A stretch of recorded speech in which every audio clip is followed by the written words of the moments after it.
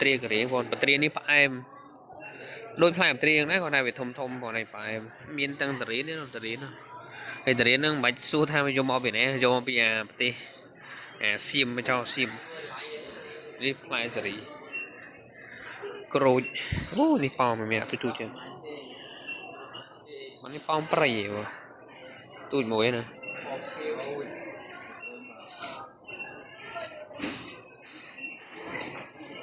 ក្រូចនឹងជួបងអើយជូហ្នឹងហើយតអំបើមិនទេ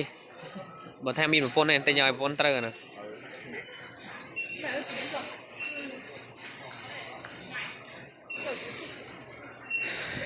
ផ្លែប៉ោម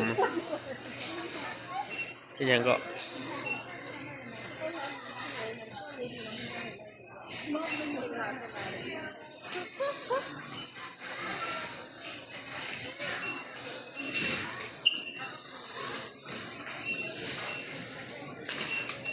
ឬប៉ោមដាក់ស្បោ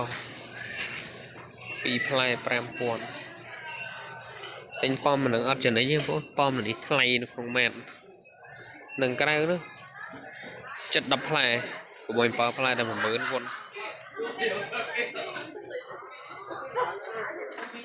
នេះពេញប៉ោះបងពេញប៉ោះ